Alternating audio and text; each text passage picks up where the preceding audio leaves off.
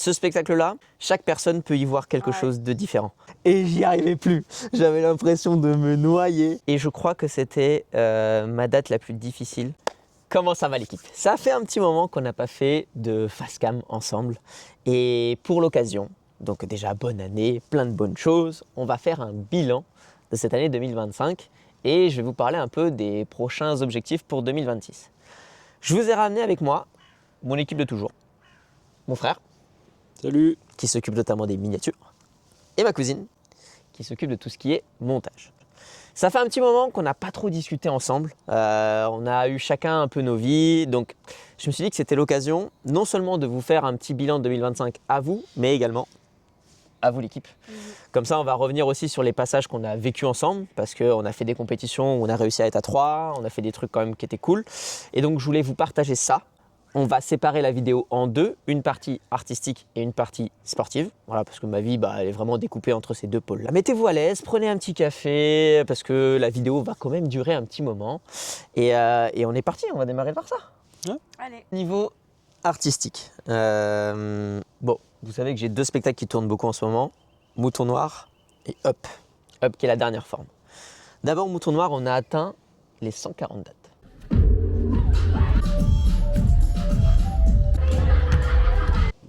Belle perf. Je suis content.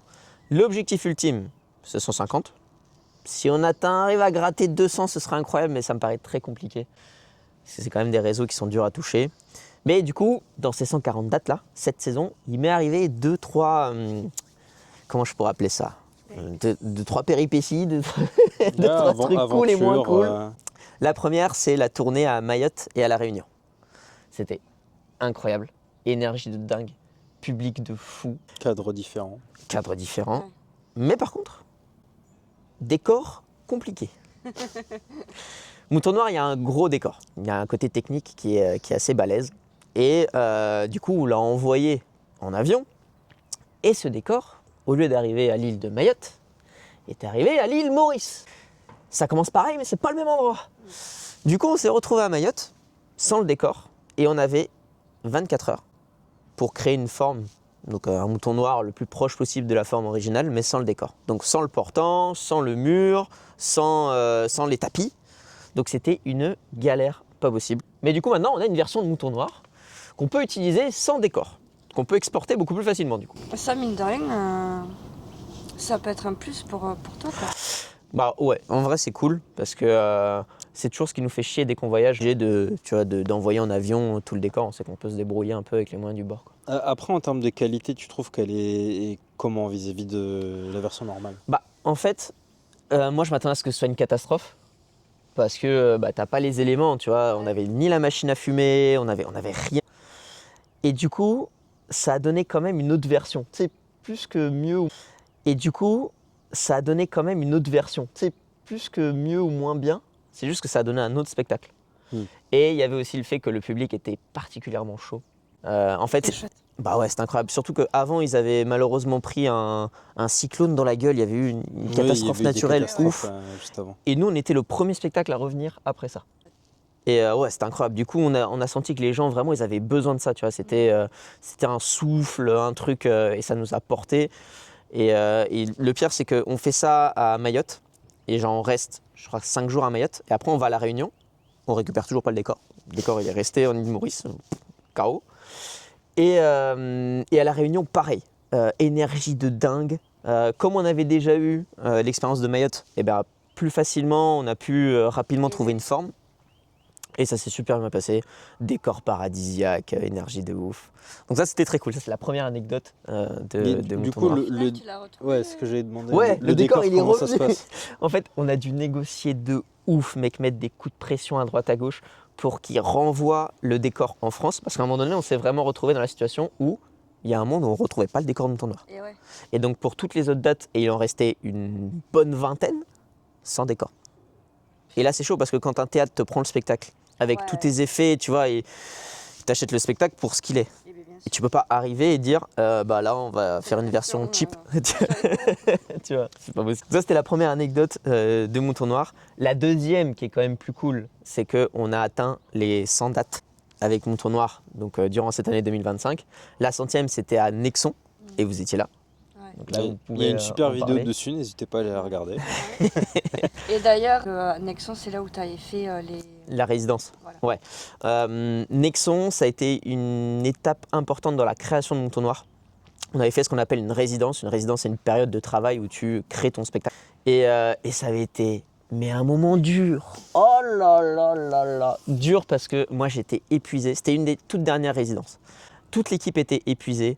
Le metteur en scène Wilmer, il en pouvait plus parce qu'il était en train d'essayer de me faire comprendre beaucoup de choses, de m'apprendre beaucoup de choses d'un point de vue circassien. Lou, la comédienne qui a travaillé avec moi beaucoup sur le texte, pareil.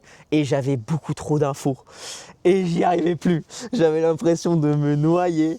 Donc ça avait été une résidence super compliquée, mais qui avait beaucoup servi le spectacle. J'avais énormément appris durant cette résidence. Et donc de revenir, plus d'1 an après, 1 an et demi après, pour la 100e et qu'elle soit pile ici, c'était super symbolique. Ouais. Ça nous a fait super plaisir. Ça a été une grosse date, c'était une très belle date. Et franchement, j'en garde un putain de souvenir. Ah Ouais, pareil. il avait écrit Mouton Noir à la 100e, Ah, ils avaient non. mis les moyens On en avait plus pour été l'accueillir, accueillis, c'était mais très trop stylé, bien. ouais. Nexon, top. T'es arrivé avec les t-shirts Ah oui, Ah oui, c'est Que vrai, Laurie, c'est vrai. On avait avait fêté fait, ça avec des t-shirts pour la 100e que collector, hein. Laurie avait créé. Fallait être là. Donc ça, c'était pour Mouton Noir. Après, je me souviens cette année d'un mois de mai particulièrement intense, où j'ai joué 5 spectacles différents dans le mois. C'était la première fois. Et c'est suffisamment ouf pour moi pour vous en parler. J'ai joué, donc, Mouton Noir. J'ai joué Portrait dansé, qui était mon tout premier spectacle, un mélange de danse contemporaine et de freestyle. On a fait la Team Freestyle. C'était la 3e édition de la Team Freestyle et c'est reconduit cette année. 4e édition cette année, ça va être cool. Qu'est-ce qui me reste ? Bridgerton, qui est ma petite forme, petit show que performatif en mode full freestyle.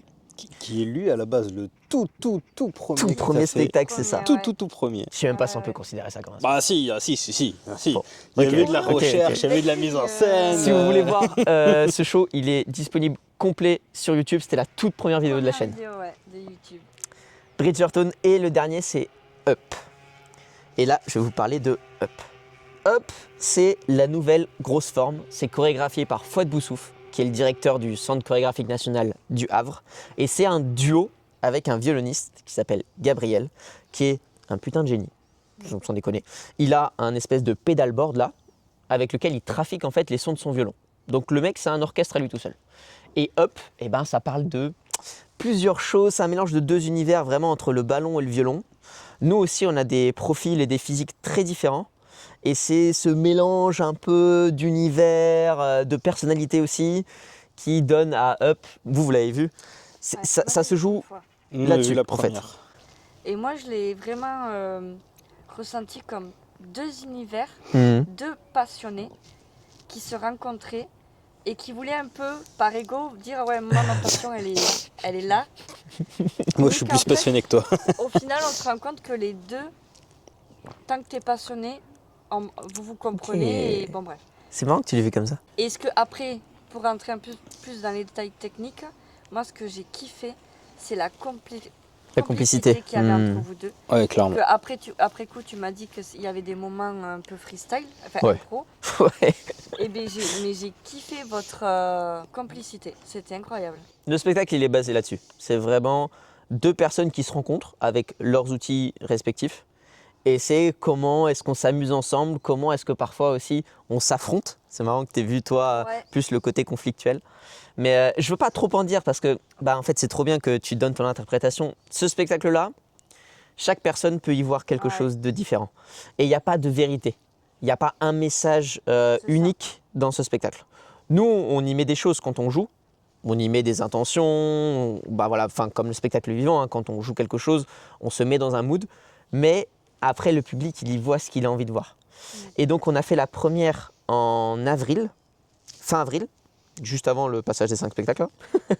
Et c'était une date dure à manier les hameaux parce que c'était la toute première fois que moi, en fait, je partageais le plateau. Parce que jusqu'à présent, j'ai fait que des solos. En général, les artistes, ils n'aiment pas faire des solos parce que le solo, ça pardonne pas. Tu es tout seul. Donc la tension, elle est fixé tout le temps sur toi. Tu peux pas te reposer sur un élément ou quoi. Non, non. Si tu te foires, ça se voit. Mais moi, j'ai connu que ça.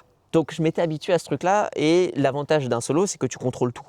Quand tu maîtrises ta pièce, tu connais chaque élément, chaque timing, chaque top, tu sais tout.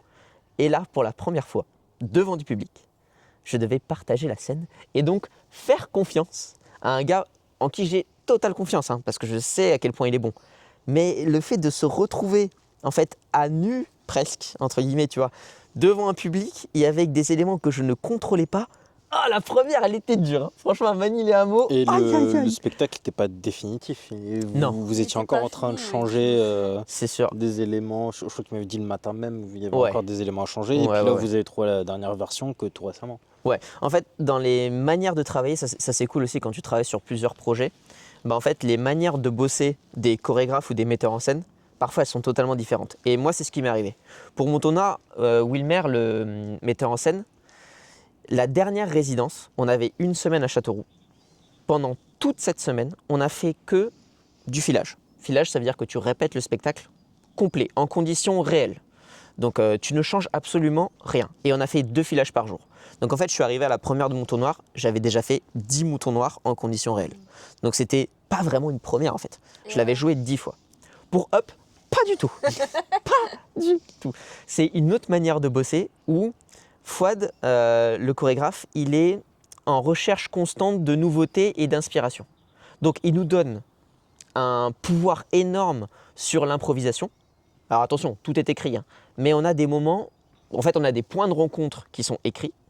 Tout le reste, il y a une part à l'improvisation et on teste des choses. Donc Fouad, il peut venir nous voir en matinée et nous dire « Ok, on va essayer ça aujourd'hui. » Et dans 3 heures, eh ben, t'essayes ça. Et c'est magique parce que, alors par contre, il faut que les artistes soient capables de le faire parce que ça te met une pression supplémentaire. Mais du coup, en fait, tu es constamment en train de tester, c'est jamais le même spectacle. En tout cas, en termes de ressenti pour nous, c'est jamais le même spectacle.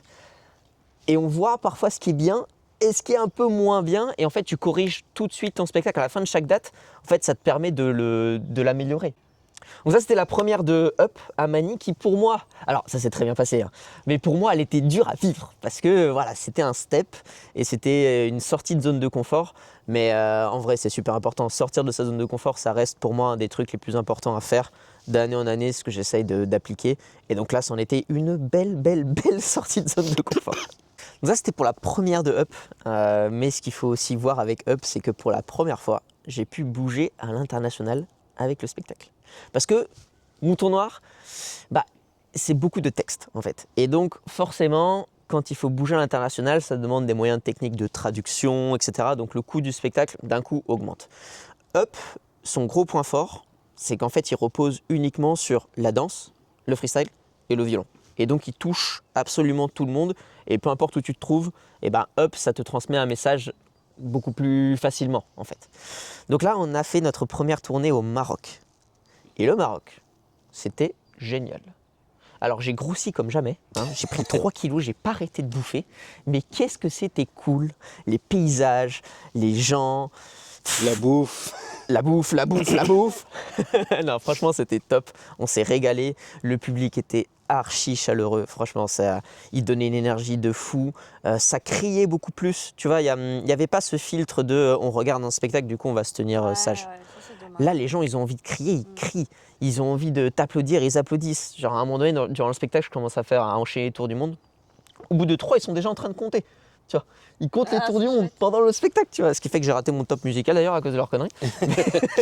Mais c'était incroyable. Après, vous jouiez en extérieur ou c'était en intérieur? On a fait les deux. Le top musical, c'est qu'à un moment donné, bah, suivant la musique que fait Gabriel, on switch, on passe sur autre chose. Sauf que comme j'étais en train de 1, 2, 3, 4, tu t'es laissé emporter. et je voyais Gab comme ça, qu'est-ce qu'il faut? Et pour répondre à ta question, on a fait les deux. On a fait 2 dates en extérieur et 2 dates en intérieur. Donc ça, c'était la tournée Up Maroc. Franchement, je regarde un souvenir de ouf. Ça donne limite envie d'y retourner, mais juste en touriste, tu vois, pour prendre le temps de visiter plein de trucs et tout. Parce que quand on est en tournée, moi, les jours off, on les passe à s'entraîner. Parce que chaque jour, on travaille le spectacle. Et après, quand on est en date, le planning il est assez serré, où il faut faire un filage, il faut faire des raccords techniques. Gabriel, il prend aussi un grand temps pour les balances, qu'au niveau son, ça sonne nickel. Et donc, tu as très peu le temps. Par contre, on a le temps de bouffer. Alors ça, bouffer, j'ai tout checké, hein. Les Toujours trouver le temps, tagines, ouais. j'ai tout bouffé, tout bouffé. Donc voilà, ça c'était la tournée Up au Maroc. Et c'est pas le seul pays qu'on a fait avec Up, parce que juste après, on a fait l'Italie. On a fait la Sardaigne, Cagliari. Et alors là, c'était un one shot. Une seule date, vol, Italie, date, et on revenait. Et je crois que c'était ma date la plus difficile, tout spectacle confondu. En fait, on arrive au théâtre, et c'est un théâtre à l'italienne, à l'ancienne. En fait, c'est-à-dire qu'à l'époque, pour que le public puisse voir bien, la scène est penchée. Oui. Donc au début, c'est droit, et après, tu as une pente, mais peut-être à 4 ou 5%, Ouais. pour que le public en fait puisse voir. Sauf que toi, quand tu joues, mais c'est un enfer. En fait, je posais la balle, et la balle roulait, et elle prenait de la vitesse. Et elle arrivait dans le public. Et hop, je vais pas spoiler, mais je démarre en fait en cercle. Donc je cours autour. Oui, je me souviens. Et donc, dès que j'étais en descente, c'était mes piqués, accélération directe dans le public. J'étais à deux doigts de me faire la cheville. Et dès que je remontais, j'étais en galère. J'étais obligé C'était de plus lent. forcer. C'était très lent pour remonter et faire les cercles. Et du coup, on a passé le spectacle en fait à faire attention à ce que la balle soit posée dans un endroit à peu près plat, ou alors à anticiper le fait qu'elle roule. Et tous mes freestyles, c'était penché en arrière, contracté, Et oui. pour garder en fait l'équilibre, notamment sur les basics, quoi. T'as eu des drops? Tu l'as envoyé dans le public là? Alors écoute mec, je me démerde, je sais pas comment je fais, mais pendant les 30 premières minutes, pas un seul drop. Je suis refait chaud au max, et là, Gabriel touche la balle. Ah oui. Ah merde. Premier toucher de balle de Gabriel, pointu dans le public. J'ai Ouais, envie mais de c'est le pas toi. mettre en l'air. C'est pas toi, ça marche. J'ai vraiment regardé en mode, mec, frérot. On sort d'une série de 6 dates à Chaillot. Chaillot, pour vous contextualiser un petit peu, donc le Théâtre National de Chaillot, c'est, j'ai presque envie de te dire que c'est le Graal de la danse. C'est ce qui se fait de plus prestigieux, entre guillemets. T'es en plein Trocadéro à Paris, tu tournes la tête, il y a la Tour Eiffel. Le cadre, c'est ça. Ça permet à ton spectacle d'être beaucoup vu. Il y avait des journalistes aussi. On a eu plein d'articles sur Up qui, franchement... Ils ont fait Télérama. Ouais, on a fait Télérama. Ça fait chaud au cœur vraiment de voir que le spectacle, il touche des gens. Mais là, à Chaillot, on est content parce qu'on a enfin trouvé... Alors, je vais pas dire la forme finale parce que je connais Fouad. Mais on a trouvé la fin. Parce que c'était le gros souci de Up. On n'arrivait pas à trouver une fin qui nous plaise. On avait, sans vous mentir, on a essayé peut-être 7 fins différentes. Et elles avaient des points positifs, mais il manquait un truc. Et là, on a enfin trouvé la fin où on l'a essayé, on a trouvé ça lors des 2 dernières dates de Chaillot. Ok. On a travaillé le matin et on a dit ok, on teste ça. On l'a essayé, le public a réagi de manière ouf. On a vraiment senti un truc où les gens ont compris que c'était la fin, ont applaudi, on a eu standing ovation sur les 2 dernières Ah, c'est chouette. et les tout publics en plus. Parce que dans les scolaires, tu peux l'avoir la standing assez facile. Oui. Les tout publics, nah. Ouais. Et Paris, ça se lève que quand ça aime, hein, parce que c'est dur Paris. Donc là, on a eu ça, on l'a retesté sur la deuxième du coup de Chaillot. Pareil, on a eu le même effet, donc on s'est dit ok, ça y est, on verrouille la fin. Et donc cette série à Chaillot, non seulement c'était ouf de jouer dans un lieu aussi prestigieux, des statues, des tableaux partout, ça respirait l'art là-dedans, tu vois. La Et, culture. mais en plus, on peut dire qu'on a trouvé la vraie fin de Up, et ça fait super plaisir. Tu as vraiment l'impression qu'on peut mettre un point final sur ce spectacle, et qu'après, ce qu'on va bouger à l'intérieur, parce qu'on va encore bouger plein de trucs, mais on sait que la fin, ça y est, elle est verrouillée. Et ça, c'est trop cool. Donc voilà, je pense que je vous ai fait le récap dans les grandes lignes, hein, parce que Mouton Noir, on a continué de beaucoup tourner. Ah, il s'est passé encore plein d'autres choses. Ouais. Et Up aussi, on a fait d'autres dates entre. J'ai fait 2-3 trucs de portrait lancé aussi. Et au niveau artistique, il faudra commencer presque à réfléchir au spectacle d'après. J'ai des idées, mais Ouais, il y a pareil, des, on n'en il y a parle des pas trop pistes. encore. Donc voilà équipe, ça c'était toute cette année artistique. Ça a été une année super intense, mais je me suis régalé. C'était, je pense, ma meilleure année en termes vraiment d'un point de vue purement artistique. Et c'est marrant parce qu'on va pouvoir contraster avec la partie sportive qui était ma pire année. Voilà, Non, faut dire les Et- termes. dire ça. Il faut dire les termes. Il faut dire les termes. En termes de résultats, c'est un peu décevant par rapport Voilà, à mais ce que pas tu par rapport à tes espérais, mais compétences Les et tes résultats capacités. n'ont pas été Je atteints. suis pas d'accord. Ton problème, c'est que t'es nul. Et il faut le dire, ok. Niveau artistique, je me suis régalé et on a ouvert des portes que je pensais pas qu'on ouvrirait un jour. Donc je suis vraiment trop content et vraiment reconnaissant de tous les gens qui ont bossé parce que là, je vous parle de nous, mais il faut savoir aussi que dans un spectacle, il y a toute une équipe qui travaille derrière, des équipes administratives, la production, les danseurs, les chorégraphes. Voilà, c'est vraiment un travail d'équipe. Mais d'un point de vue sportif, le travail d'équipe, il est moindre. C'est moi et mes entraînements. Et là, cette année, on n'a pas réussi. Voilà. Donc, on va vous expliquer pourquoi dans la deuxième partie. Donc, merci d'être resté là. Alors, si vous entendez un peu de son, c'est normal. On a visiblement un freestyler qui vient de débarquer. C'est trop drôle. Incroyable, ça. Improbable. c'est des forts freestyle On qu'il est à a. Carmont pour préciser. Et ouais, on est dans le bled de la cousine. Et non, c'est pas l'effort freestyle, mais. Non. Ok. Bon, on part, on part en couille. On part sur la deuxième partie, la partie sportive. Let's go.